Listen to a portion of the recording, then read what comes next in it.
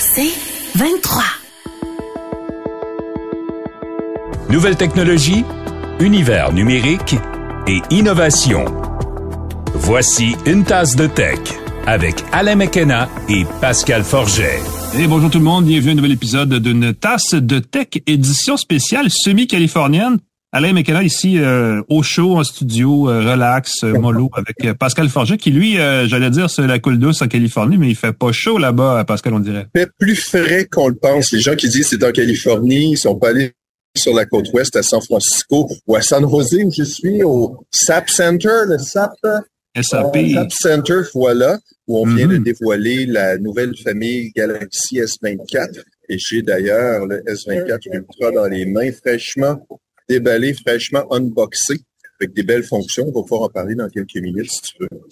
Absolument. En attendant, on va quand même saluer et remercier nos partenaires pour 2023. TELUS, le fournisseur de services sans fil, bien sûr. Plan Hub, le comparateur de forfait. Et Hello Darwin, qui, bien sûr, est avec nous pour l'hiver 2024. On salue aussi notre commanditaire et hébergeur web Planet Hoster. Écoute, je sais pas si tu as le goût de nous parler de Hello Darwin. C'est quand même on l'appelle le Tinder des entreprises, c'est pas rien. Exactement. C'est le Tinder pour marier ensemble, associer ensemble, regrouper ensemble des fournisseurs et des gens qui cherchent des services. Et quand on est une entreprise en développement, qui n'a pas besoin de nouveaux fournisseurs, de nouveaux services, mais c'est aussi des spécialistes pour l'obtention de subventions pour le développement numérique. Donc, les entreprises qui ont besoin de perfectionnement, qui ont besoin de développer leur aspect numérique, ils peuvent trouver avec Hello Darwin les meilleures subventions. Ils vont vous accompagner dans le processus, vous marier avec les bons fournisseurs, les bons partenaires qui vont vous aider à faire déployer les ailes de votre organisation, de votre entreprise. Pour plus d'informations, vous pouvez aller sur le site hellodarwin.com dès maintenant. hellodarwin.com, une entreprise québécoise. Profitez-en, ça vaut la peine. Excellent. Écoute, t'as pas l'air d'avoir très très chaud, donc nous ne badinerons pas davantage et on va attaquer tout de suite l'actualité. Juste rappeler, avant de bien partir à la machine, n'est-ce pas, que les actualités sont présentées par InfoBref, qui est une infolettre, on en parle à chaque semaine, mais c'est aussi une balado, donc si vous voulez entendre chaque matin au réveil ou en prenant votre café l'essentiel des nouvelles, allez chercher ça sur les plateformes de balado InfoBref matin, littéralement, en 5 minutes, c'est un résumé des événements de la journée, ça vaut la peine, c'est gratuit. Vous pouvez le voir sur vos plateformes balado ou directement sur infobref.com. Ça bouge dans le monde des technos. Je regardais en bourse, on en a parlé la semaine dernière, effectivement. Microsoft est rendu la grosse compagnie boursière qui a la plus grande capitalisation, c'est comme ça qu'on devrait le dire. Dépassé Apple. Mais il n'y a pas que des mauvaises nouvelles pour Apple qui, on a appris maintenant, est rendu le numéro 1 dans la vente de téléphones intelligents. Oui, et ça, en Amérique du Nord, les gens s'imaginent souvent que c'est Apple qui était depuis des années le plus gros vendeur mondial, mais c'était pas le cas. C'est Samsung qui était le plus gros vendeur pendant des années. Et pour la première fois depuis 14 ans, depuis 13 ans, c'est Samsung, c'est Apple qui prend le dessus. Donc, selon deux analystes, Canalys et IDC, qui ont tous les deux évalué que les parts étaient d'à peu près 20% pour les deux, avec un tout petit pourcentage de plus, là, quelques dixièmes de points de pourcentage de plus pour les ventes d'Apple. Ça va bien pour eux. La grande question que je te pose, Alain, si tu avais deviné la troisième entreprise de vente de téléphones cellulaires dans le monde, je pense que la plupart des Nord-Américains en auraient aucune idée. Peut-être toi, tu le sais. Ben, je veux dire Oppo, mais je suis pas certain. Je sais que c'est sûr que c'est une marque chinoise, mais je sais pas si c'est une des marques chinoises qu'on n'a pas ici, là. Exactement, c'est Oppo. Et les quatrièmes, c'est à Xiaomi qui est la troisième. Gros vendeur. Il suffit d'aller en Chine pour voir que Xiaomi et Oppo sont deux gros fournisseurs. Le cinquième, c'est Transition. Et ça, il faut que j'enquête là-dessus. Je n'ai aucune idée c'est quoi cette entreprise-là. Et le reste des entreprises se partagent à peu près 31% du marché. Quand même, c'est pas rien. C'est drôle parce que je parlais d'Oppo, ça m'a fait penser parce que Oppo a récemment acheté la marque OnePlus, qu'on connaît bien ici, parce que c'est une marque de téléphone qui est vendue ici, même si elle vient de Chine. Et si tu me permets une transition élégante vers la prochaine actualité, on a eu plus d'informations la semaine dernière à propos des nouveaux appareils OnePlus qui eux aussi vont sortir ce mois-ci, ou en tout cas dans les prochaines semaines, un peu comme le S24 chez Samsung. Donc on a appris plus d'informations sur les OnePlus 12 et 12R. Évidemment, on n'a pas eu l'occasion de les essayer. On aura peut-être l'occasion plus tard cet hiver, mais pour l'instant, ce qu'on a vu, on peut pas dire que j'ai pas eu l'occasion. On peut pas dire que j'ai eu l'occasion de l'essayer, Alain.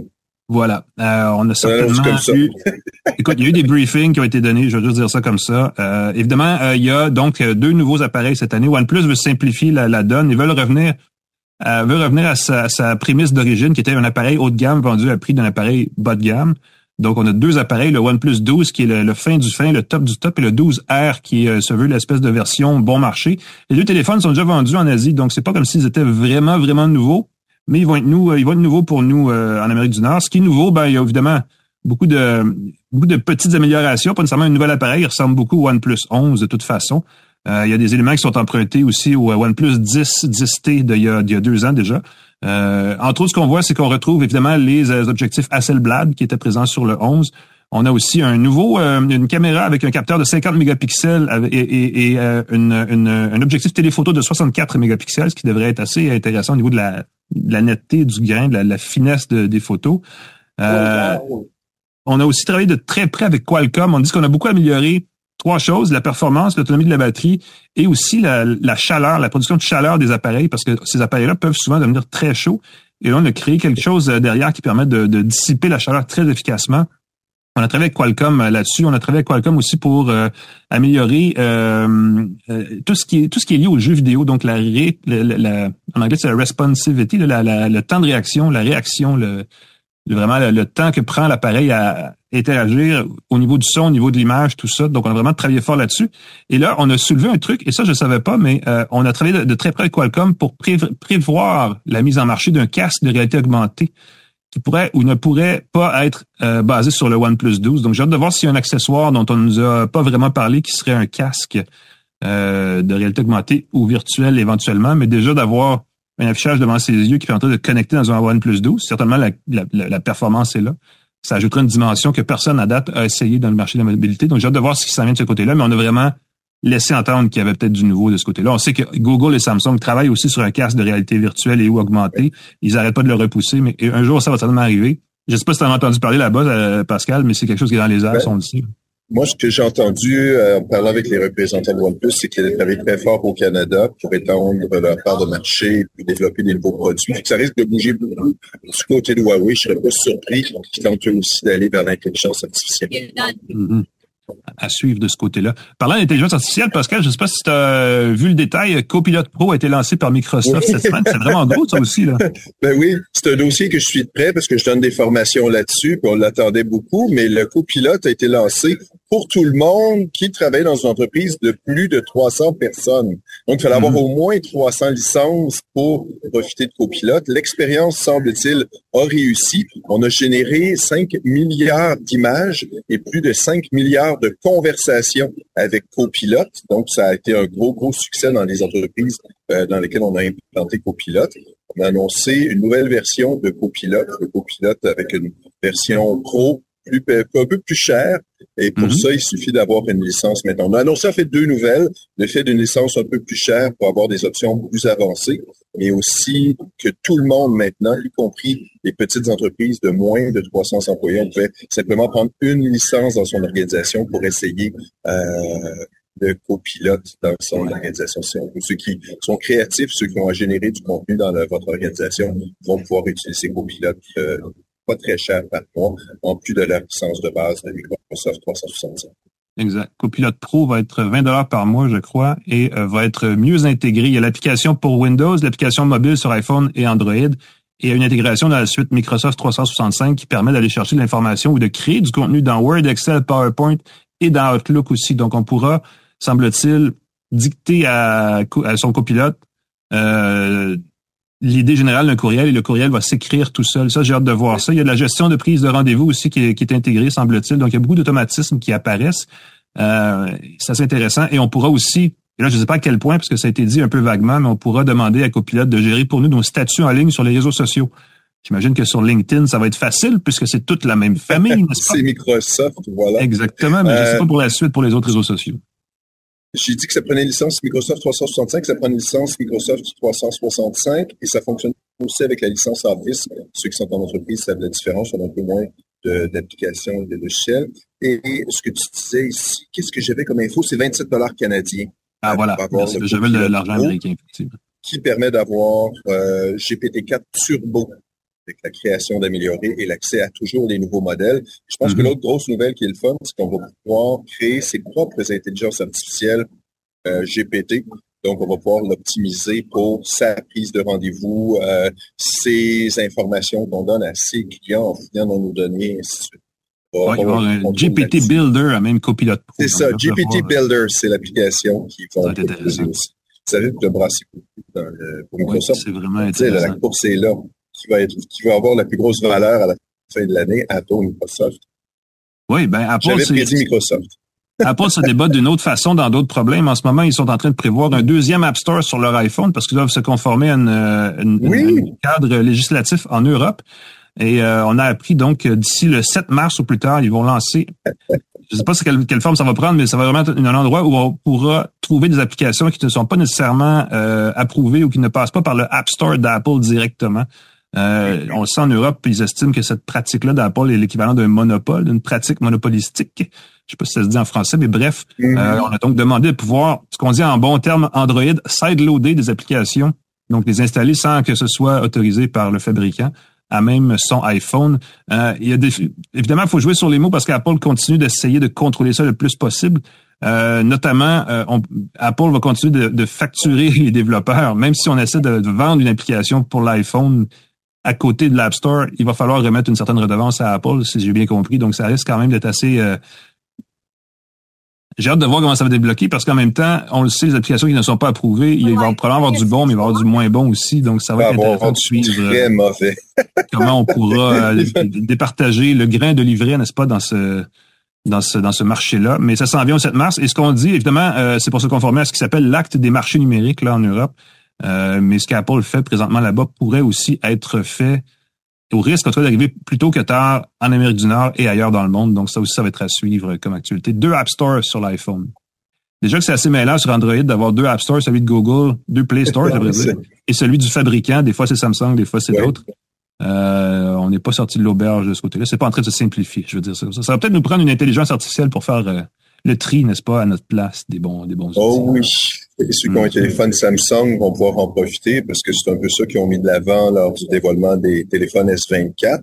Est-ce qu'on prend une pause? Est-ce qu'il y a une autre nouvelle avant? J'ai mes non, on a fait le tour. On va te laisser prendre un petit respire puis te préparer. On revient. On va parler tout de suite après ceci à une tasse de tech du Galaxy S24. Restez avec nous.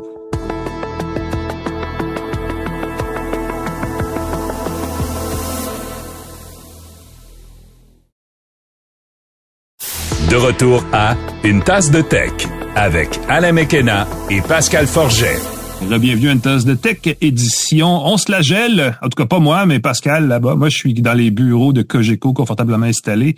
Mais toi, là, écoute, je te vois avec le foulard. Quelle température il fait là-bas? Il fait à peu près 15 degrés, mais c'est humide et c'est un peu venteux, c'est un vent froid. Et puis, tous les souvenirs que j'ai de San Francisco, c'est de m'être gelé les coucougnettes. Et donc, j'ai prévu le foulard justement pour pas avoir ce petit inconfort-là qui grandit au fur et à mesure de la journée.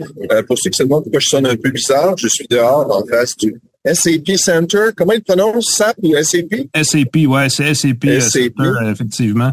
Mais avant que tu nous en parles, Pascal, je vais juste présenter notre partenaire pour le segment parce que c'est généralement comme ça qu'on fonctionne, n'est-ce pas?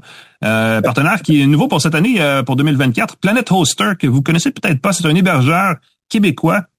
C'est une des références. En fait, leur objectif, c'est de devenir la référence en matière de services d'hébergement et de nom de domaine pour le Québec, pour les Québécois, que ce soit les particuliers ou les entreprises. C'est vraiment une entreprise d'ici. C'est une entreprise qui remet aux gens d'ici aussi. C'est drôle parce qu'ils ont plein d'accessoires. Ils vendent des choses à part. J'ai vu qu'ils avaient un kangourou. Là, je suis un peu jaloux parce qu'ils m'ont envoyé une tasse qui est tout à fait correcte. Mais je vais leur demander de l'échanger pour une tasse XL parce que je suis un grand buveur de café, n'est-ce pas? Oui. Et ce qui est magique, c'est que comme c'est une entreprise québécoise, ils vont probablement, au moins ils vont m'entendre, ils vont répondre à ma question, que ce soit oui ou non, parce que c'est pas une entreprise qui est rendue et basée ailleurs dans le monde, on ne sait où. Donc ils vont le faire en français aussi. Naturellement, c'est un hébergeur pas cher, ça c'est l'autre partie de l'équation qui est assez importante, mais qui offre aussi un service personnalisé, sécurisé, local. En cette ère d'info numérique, je pense que c'est important de miser sur les serveurs, les services, les entreprises locales, surtout dans le numérique. Et ça, c'en est une. planethoster.com, il faut aller visiter.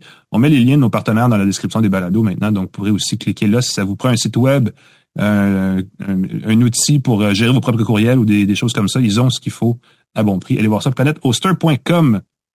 À bon prix. Allez voir ça, planetoaster.com. Galaxy S24, Pascal, parle-moi de ça. Est-ce que c'est vraiment une nouveauté ou c'est juste une petite mise à niveau par rapport au S23?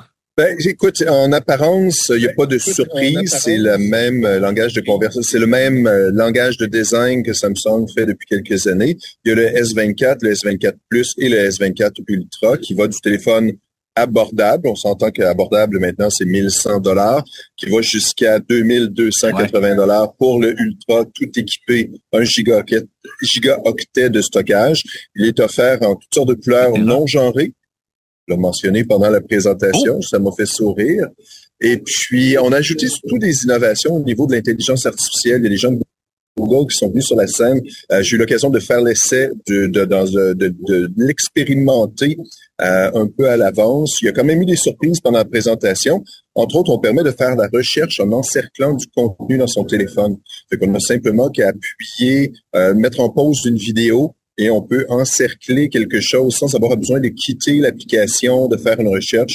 On peut, peu importe l'application où on est, maintenir le bouton pour revenir à la maison, le bouton Home, et on peut encercler ce qu'on veut chercher et ça va nous donner de l'info. On peut aussi surligner du texte pour aller chercher de l'info. Mais ce que j'ai trouvé très, très chouette, c'est l'option qui permet de mieux gérer ses notes, la prise de notes assistée. Donc, on peut enregistrer, on peut prendre des notes manuscrites, on peut aussi écrire avec un clavier ou en tapant dans son téléphone. Et tu sais, le Cloud Note, le petit enregistreur numérique dans une carte de crédit qui fonctionnait avec un abonnement pour convertir ses notes, les réorganiser, les synthétiser, ben, c'est maintenant intégré avec l'application Note Assist dans le Galaxy S24. Donc, tous les Galaxy S24 vont avoir cette option-là, qui vont permettre d'écrire des notes un peu n'importe comment, comme souvent je le fais. Tu es dans une réunion, une rencontre, tu prends des notes, et ça va faire des puces. Ça va reformuler, ça va synthétiser tes notes, ça va les rendre plus présentables. Et on va pouvoir créer ça dans des petits cahiers de notes qui vont avoir un logo qui va être généré par l'intelligence artificielle si on le désire, qui va avoir un titre généré par l'intelligence artificielle. J'ai bien hâte de voir. Et ce que j'aime beaucoup, c'est que ça ne demandera pas d'abonnement. Donc, ceux qui considéraient le Cloud Note, mettez vos sous de côté, achetez-vous un Galaxy S24 et vous allez pouvoir à ce moment-là synthétiser vos enregistrements audio. On enregistre, c'est transcrit automatiquement et ça peut synthétiser, reconnaître jusqu'à 10 personnes dans les conversations. Pour les réunions, ça va permettre aux gens de sauver énormément de temps. Tout ça avec leur téléphone. Et l'autre chose qui est le fun, ils ont beaucoup mentionné l'intelligence artificielle, ben, c'est l'intelligence artificielle dans le téléphone, celle de Google, la version Nano, qui est intégrée dans son appareil. Donc, si on veut, on peut travailler ça uniquement dans son téléphone. Ceux qui ont des conversations, qui veulent garder peut-être un peu plus de confidentialité, vont pouvoir travailler avec l'intelligence artificielle directement dans leur téléphone. Je fais ça très, très chouette. L'intelligence artificielle va aussi permettre la traduction améliorée. Moi, c'est des fonctions qui, je crois, vont apparaître dans les pixels bientôt, dans les téléphones autres bientôt, parce que c'est en collaboration avec Google. Mais grosso modo, on va pouvoir parler au téléphone avec quelqu'un, on va pouvoir texter avec quelqu'un et tout va être traduit automatiquement. Donc, on a la fonction de traduction instantanée que Google propose depuis quelques années, mais directement dans son téléphone sans avoir besoin de l'installer. Je trouve ça très, très chouette. Veux-tu d'autres détails en vrac? Moi, j'ai une question, en tout cas, je peux te demander ça. Vas-y. Ben oui, c'est une question toute bête parce que au niveau de la fiche technique, il était question que Samsung utilise sur certaines versions du S24 son propre processeur Exynos plutôt que les Snapdragon. Est-ce que c'est le cas? Oui, ce que j'ai vu, c'est qu'au Canada, dans notre ce qu'on nous a envoyé aux journalistes, c'est le Snapdragon 8 génération 3, Mobile Platform for Galaxy. Fait que je comprends que c'est une version du Snapdragon 8 génération 3 spécialement conçue pour Samsung. Je pense qu'on s'en sort pas. La tendance est à ce que chaque manufacturier utilise son propre processeur. Je pense que ça va devenir une force de frappe intéressante. Mais dans les détails, super bonne question. C'était le premier truc que je voulais mentionner, le processeur. La luminosité de l'écran qui va aller atteindre jusqu'à 2600 nits. pour le téléphone. Okay. Ça risque d'être assez impressionnant. Je n'ai pas encore ouvert le téléphone. Je l'ai essayé avec une lumière très, très vive et on voyait une grosse différence par rapport au S23 quand on va être en plein soleil, quand on va être à l'extérieur. Résistance à l'eau, P68. Donc, ça, c'est assez classique, c'est standard, compatible avec la recherche par induction. La fonction amusante que j'ai trouvée, c'est la possibilité de faire des slow-mo instantanés à partir d'une vidéo qu'on tourne régulier. Parce que souvent, on avait l'option vidéo en slow-mo, on tournait avec plus d'images, on pouvait le regarder au ralenti. Mais souvent, a posteriori, on se dit, ça aurait été le fun de le capturer en slow-mo. On va pouvoir utiliser, encore une fois, devine quoi, l'intelligence artificielle pour générer 3 images supplémentaires pour chaque image qu'on a créée en vidéo. Donc, on va pouvoir rendre son vidéo 4 fois plus long, simplement avec l'intelligence artificielle. On a, pour les gamers, on met beaucoup l'accent sur le gaming. On a augmenté la chambre de dissipation de chaleur, le radiateur des téléphones jusqu'à presque 2 fois plus grand. La boîte, 100% de papier recyclé. Je vous montre ça. Je trouve que c'est un détail qui n'est pas anodin. On parle de réduire les déchets. On veut s'assurer que tout est en papier recyclé. Et moi, j'ai trouvé ça très, très drôle aussi. 2 choses que j'ai trouvé très drôles. On peut, si on veut, s'il y a des gens qui se disent, moi, j'ai un téléphone, j'ai un iPhone et j'aimerais essayer, ou plutôt, j'ai un téléphone qui n'est pas Android, ils sont assez subtils dans leur phrasé. On peut utiliser une application du côté du Apple Store qui s'appelle Try Galaxy, qui va permettre de vivre l'expérience Galaxy dans son iPhone. Ah bon? Et l'autre détail, j'ai trouvé très, très drôle. Regarde dans le bas du téléphone, ceux qui regardent en vidéo, je ne sais pas si vous pouvez le voir, il y a une petite fente ici. Je me dis, c'est un lecteur de carte micro SD. On va pouvoir mettre du stockage supplémentaire. Non. Non. C'est le haut-parleur. Qu'est-ce que c'est? Non. C'est le haut-parleur. Et donc, je parlais avec un des designers du téléphone et il a dit, là-dessus, j'ai perdu parce qu'il y a beaucoup de gens qui vont penser que c'est une fente pour les cartes mémoire. Ils vont abîmer le haut-parleur. C'est pas bon, ça. J'espère qu'ils ne pousseront pas assez pour ça. Quand même pas rien. Donc, les 3 versions reviennent, le base, le plus, l'ultra. Est-ce que ça c'est compliqué de ce côté-là? Exactement. Le S24, le S24 Plus et le S24 Ultra. Ils vont être en vente très bientôt. On peut les précommander, je crois, à partir de maintenant et ils devraient être livrés. Excellent. Merci Pascal. Je pense que je vais te laisser aller prendre des photos du Beautiful San Jose. Et j'ai dit ça avec un peu de sarcasme parce que c'est pas exactement un beau San Jose, mais si tu as l'occasion de trouver des beaux paysages, tu pourrais nous faire un compte-rendu plus détaillé. J'imagine qu'on va pouvoir en reparler dans les prochaines semaines, là, plus en détail de ce téléphone qui, évidemment, n'est apparemment plus le plus vendu, mais fait partie des téléphones les plus populaires au Canada, sans aucun doute. Galaxy. Exactement. Donc, écoute, merci beaucoup. On va prendre une courte pause. On va revenir. J'ai un gadget, moi aussi, dont je vais vous parler tout de suite après.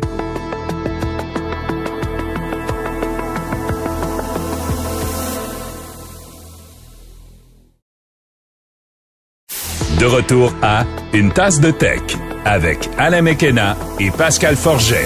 Et nous sommes de retour à Une tasse de tech. C'est mon tour de parler de gadgets. C'est un peu moins exotique parce que je ne suis pas très loin, mais c'est tout aussi excitant parce que j'ai un appareil ici qui, en fait, est assez révolutionnaire à sa façon. C'est un ordinateur personnel, évidemment, ce qui peut sembler banal à la base, mais c'est un appareil qui s'appelle le ZenBook Duo, qui, en fait, n'est pas encore officiellement en vente, mais s'en vient probablement quelque part en février ou en mars au Canada. C'est le ZenBook Duo, version 2024, ce qui est important à mentionner, parce qu'il existait déjà le le ZenBook Duo avant. Mais ce qu'on a fait sur le 2024, c'est qu'on a remplacé ce qui était une espèce de demi-moniteur, demi-affichage qui était juste au-dessus du clavier par un affichage complet de 14 pouces sous le clavier. Donc, ce qu'on obtient, c'est qu'on a un portable à écran de 14 pouces, écran OLED, je devrais le dire. Et quand on a besoin, on enlève le clavier, qui devient un clavier externe qui se connecte par protocole Bluetooth. Et on a 2 moniteurs tactiles OLED de 14 pouces jumelés ensemble. Donc, on peut vraiment doubler l'espace d'affichage. Et c'est vraiment, vraiment, vraiment cool. Je suis pas un power user d'ordinateur portable. En tant que journaliste, je fais essentiellement juste écrire des textes. Mais cet appareil-là change un peu la façon dont je le fais parce que quand on est dans un bureau, on a l'occasion d'avoir un moniteur externe très grand. En tout cas, dans mon cas, j'ai un truc ultra panoramique qui me permet d'avoir l'équivalent de 2 moniteurs côte à côte. Et là, je l'ai dans un format portable. Et comme c'est un écran OLED, c'est extrêmement lumineux. Ce sont 2 écrans OLED, je devrais le dire. Et en plus, ce qui est magique, c'est qu'on a prévu l'achat chez Asus. on a ajouté, intégré à même le boîtier, une béquille à l'arrière. Donc, on peut ouvrir l'appareil, mettre les deux moniteurs et détacher le clavier et surélever les deux moniteurs pour qu'ils soient vraiment à peu près presque à la verticale, presque complètement à la verticale, un par-dessus l'autre. Donc, en format, les deux en format paysage. Ou alors, on les tourne à 90 degrés. On fait deux moniteurs verticaux, mais côte à côte. Donc, comme si on avait deux moniteurs vraiment pour défiler du texte. Comme deux tablettes, disons, de 14 pouces, une à côté de l'autre. C'est Windows 11, la plus récente version avec Copilot. Donc, c'est une version vraiment complète du logiciel. C'est tactile. Donc, les deux moniteurs, on peut défiler avec le pouce, avec le doigt, peu importe. On a même plus qu'une seule façon d'utiliser l'interface tactile parce que sur l'écran, sur le moniteur du bas, on tape avec 3 doigts et surgit un clavier virtuel. Donc, on peut utiliser évidemment le clavier physique et le pavé tactile quand on le détache grâce à Bluetooth. Mais si, mettons, je sais pas pourquoi on ferait ça, mais si on l'égare ou si on n'en a pas besoin, on peut taper à même l'écran sur un clavier virtuel aussi. Donc, il y a les deux options. Ce qui est bien avec Asus, c'est qu'ils ont un truc là, pas mal de fun. Ils l'ont pas sur celui-là, mais ils l'ont en version virtuelle. C'est que le pavé tactile peut se transformer en pavé numérique. C'est avec les chiffres de 1 à 9 plus le 0, le 0 à 9, je devrais dire. Et ça permet d'avoir un petit pavé pour les gens qui sont, qui ont beaucoup de chiffres à rentrer, de l'entrée de données au travail ou même à la maison, peu importe. C'est une façon de rajouter, d'étendre son clavier pour inclure un pavé numérique qui est pas nécessairement présent physiquement sur l'appareil. Donc, ça fait quand même une belle différence. Tout ça mis ensemble, ça fait un appareil. En tout cas, je trouve que dans la logique où on veut améliorer, raffiner le PC, parce que le marché du PC n'a pas vraiment changé beaucoup depuis 25-30 ans. Là, Asus a quelque chose de vraiment intéressant. Dans ce marché-là, des PC à deux moniteurs, il y a aussi Lenovo qui est là avec son Yoga Book 9i, je crois que son nom est exact. Ils ont tellement de particules dans leur nom que c'est compliqué, mais il me semble que c'est ça qui coûte, lui. Coûte vraiment une fortune, au-dessus de 3000 $, presque 4000, je pense, dollars même canadiens, si je me rappelle bien. Dans le cas du ZenBook Duo, la nouvelle version devrait être vendue dans les alentours de 2200 $, ce qui est une super offre. Parce que sous le capot, et là, je peux pas vous en parler parce que j'ai un modèle de pré-production, donc c'est pas un modèle qui est entièrement ficelé au niveau de la performance, mais on va avoir le processeur Core Ultra 9 d'Intel, les nouveaux processeurs. Ils ont une nouvelle gamme là, la 14e génération des puces d'Intel, qui a été un peu renommée là, pour leur donner un petit dépoussiérer un peu là, quelque chose qui était un peu plus âgé. Donc, on a vraiment une performance de pointe. On a évidemment 32 gigaoctets de mémoire vive aussi pour faire rouler tout ça, là, parce qu'on a beaucoup d'écrans, donc on peut ouvrir beaucoup d'applications en même temps. On a jusqu'à 1 téraoctet de stockage, qui est pas rien. 2 ports Thunderbolt 4. Et là, c'est ça l'affaire, c'est que comme on a déjà 2 moniteurs dans l'appareil, on peut utiliser les 2 ports Thunderbolt pour faire autre chose que de brancher un moniteur externe. Ce qui est souvent ce qu'on fait sur un PC ou même un Mac, où on peut avoir un moniteur externe qui se branche par, en fait, je vais dire USB-C, mais c'est vraiment un port Thunderbolt. Là, on n'a pas besoin de ça parce qu'on a déjà le deuxième moniteur. Ça, c'est assez cool. On a aussi, des ports USB classiques, USB-A, je devrais dire, de version 3.2 génération 1, qui est comme une question de débit aussi de haute vitesse, par lequel on peut recharger l'appareil. C'est un chargeur USB-C aussi, donc on n'a pas besoin d'un... Vous savez, les blocs d'alimentation des PC sont souvent bien compliqués, puis on les égare tout le temps. Ça prend juste un port USB-C, puis on est correct, donc on est bon là-dessus. Si jamais 2 moniteurs ne suffisent pas, il y a une sortie HDMI aussi. Donc, on a vraiment tout ce qu'il faut pour faire ce qu'on veut de ce côté-là. Et je vais finir un peu là-dessus parce que ça n'a pas besoin d'être plus compliqué que ça. On parle d'une autonomie de 13 heures. Ça, c'est notre utilisation vidéo Wi-Fi. Donc, on peut regarder 13 heures de vidéo par charge sur cet appareil-là. C'est conforme à la plateforme Intel Evo, je devrais dire, c'est en anglais, qui vient avec une série de critères, dont notamment une autonomie en état de veille très longue. Cet appareil-là, je l'ai laissé dans mon sac il y a 4 jours et j'ai perdu 10% de batterie. Donc, j'avais pas à craindre de le brancher dès que j'arrive à la maison après avoir travaillé dessus sur une journée, puisque le lendemain, il pouvait être réallumé. Il y avait encore beaucoup de sa batterie. Et là, j'avais une grosse fin de semaine de congé et je suis revenu et il était encore tout à fait utilisable, ce qui est un détail. Mais ce sont pas tous les ordinateurs portables qui permettent de faire ça, et j'ai jamais compris pourquoi, mais celui-là le fait. Les Mac le font aussi, ils ont une durée de veille à peu près infinie. Et sérieusement, c'est un gros plus. Donc, pour les gens qui cherchent quelque chose d'intéressant, qui ont un peu d'argent et qui veulent un nouveau PC cette année, attendez encore quelques semaines parce que cet appareil-là va vous faire réfléchir. C'est vraiment intéressant puisque la forme normale d'un PC, évidemment, il y a le clavier qui est installé de façon magnétique avec des connecteurs Pogo. Donc, quand il était physiquement sur le PC, il fonctionne comme un clavier normal avec le même temps de réaction. Il y a un pavé tactile. Et quand on l'enlève, on a vraiment un appareil avec 2 moniteurs. C'est magique. Et même déconnecté, même les appareils séparés ensemble, on a une bonne journée de travail sans le brancher. Donc, ça, c'est intéressant. Il y a 2 défauts. Les connecteurs, les ports USB sont sur le dessus quand on pivote les moniteurs, donc c'est pas pratique pour les brancher. Et aussi, l'appareil est quand même assez costaud. Il fait presque 1,5 kg. Donc, ça se transporte sur l'épaule assez pas aussi facilement que si on avait un appareil ultra mince. Là. Donc, évidemment, il faut en tenir compte. Mais c'est quand même 2 moniteurs. Et si on avait à utiliser un portable et un moniteur externe et à les mettre dans son sac de travail, ça prendrait plus d'espace. Et ça serait aussi un peu plus pesant. Donc, c'est quand même un bon compromis. Donc, si ça vous intéresse, les PC originaux, c'en est un. Allez voir ça. Asus ZenBook Duo. Ça fait le tour. Ça fait le tour pour moi. Ça fait le tour pour toi, Pascal. Je te regarde tout à l'heure d'un gars qui a hâte d'aller. Oui, non, je vois les dernières navettes qui sont sur le point de partir. Alors, je vais devoir y aller bientôt. On rappelle les partenaires du podcast Plan Hub, Planet Hoster, TELUS, Hello Darwin. Merci beaucoup à vous de rendre ce podcast possible. C23, le groupe Cogeco, Claude Hébert à la mise en onde et Jean-Christophe Ouellette aussi du groupe Cogeco. PascalForgette.com, on peut me suivre, Alain, on peut te suivre un peu partout, y compris dans le Devoir.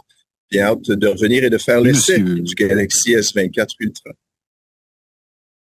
Ben oui, profitez-en, essaye-le bien. Bonne route, bon retour. Et on se revoit en personne la semaine prochaine à une autre tasse de tech.